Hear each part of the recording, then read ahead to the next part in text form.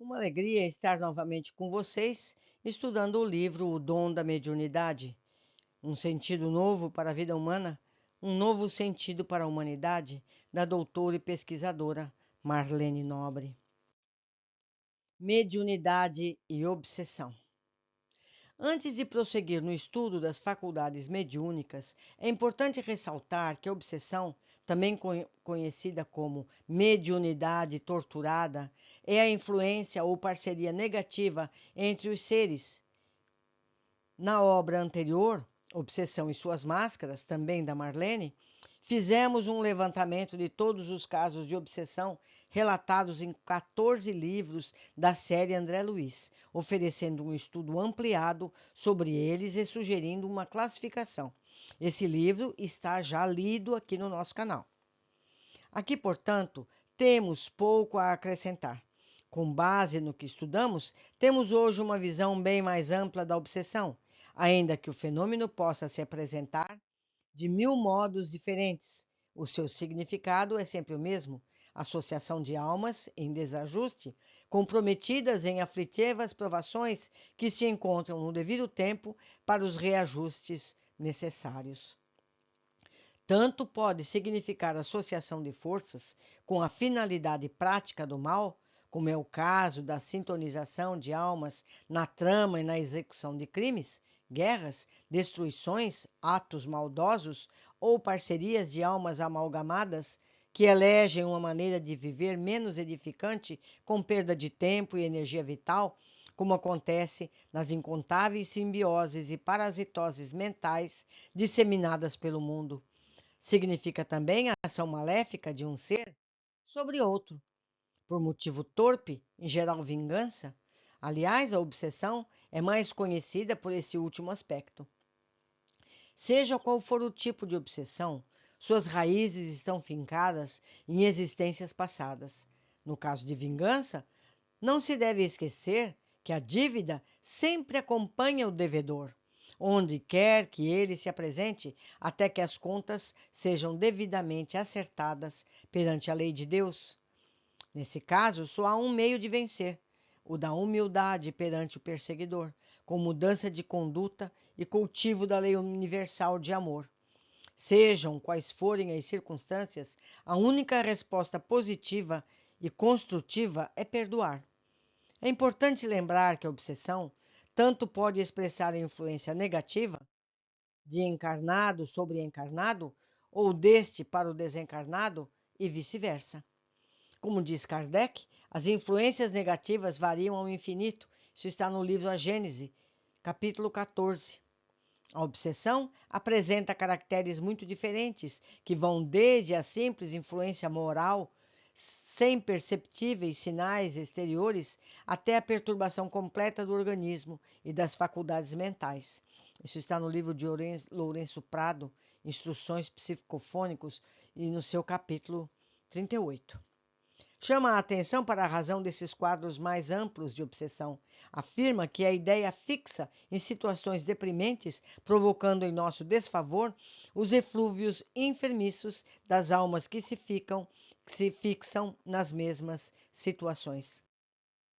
Quanto às consequências da obsessão, vale a pena estudar, além dos casos relatados em Obsessão e Suas Máscaras, os que garimpamos no livro Missionários da Luz 3, 4 e 18, relatados em vários capítulos que enfocam o tratamento espiritual de doentes psíquicos, frequentadores de um centro espírita que estão em busca da cura. Resumimos aqui as observações de André Luiz sobre o que viu de perto no organismo físico desses irmãos perturbados enquanto se submetiam a tratamento. Praticamente, todos eles apresentavam consequências orgânicas sérias. Apenas uma jovem reagia bem, tirando bom proveito da ajuda espiritual. A jovem que reagia contra a perigosa atuação dos habitantes das sombras demonstrava regular normalidade do aparelho fisiológico. Semelhava-se a alguém que movimentava todas as possibilidades da defensiva para conservar intacto o equilíbrio da própria casa. Entretanto, os demais exibiam lamentáveis condições orgânicas. Entre esses, uma das irmãs, que era possessa, tinha influência direta e constante do observador, ou melhor, do obsessor. Apresentava sérias perturbações, desde o cérebro até os nervos lombares e sacros, demonstrando completa desorganização do centro da sensibilidade, além de lastimável relaxamento das fibras motoras. Tais desequilíbrios não se caracterizavam apenas no sistema nervoso, mas igualmente nas glândulas endócrinas em geral e nos mais diversos órgãos. Nos demais obsediados em tratamento, os fenômenos de degradação física não eram menores. 2 deles revelavam estranhas intoxicações no fígado e nos rins. Outro mostrava singular desequilíbrio do coração e pulmões, tendendo à insuficiência cardíaca em conúbio com a pré-tuberculose avançada. Isso está em Missionários da Luz, em seu capítulo 18. Notam-se aí as repercussões orgânicas da perseguição dos espíritos em virtude do descaso dos próprios perseguidos. Se o médium não cuida da mediunidade, se não procura aplicação útil, está sujeito a graves consequências que podem levá-lo à morte prematura. Alexandre, o guia espiritual, lembra a André Luiz que não se quebram grilhões de muitos séculos num instante, nem se edifica uma cidade em um dia. É indispensável desgastar as algemas do mal com perseverança, praticar o bem com ânimo evangélico. E o mentor explica a questão das doenças. O desequilíbrio da mente pode determinar a perturbação geral das células orgânicas. Por esse motivo, que as obsessões quase sempre acompanham-se de característicos muito dolorosos. As intoxicações da alma determinam as moléstias do corpo. O mais doloroso para o médico desencarnado foi constatar que, tão logo quebrou-se a corrente de vibrações benéficas proporcionadas pelo ambiente espiritual da casa espírita, os que estavam em tratamento voltaram a atrair intensamente os verdugos invisíveis, a cuja influência se haviam habituado, demonstrando escasso aproveitamento do trabalho realizado.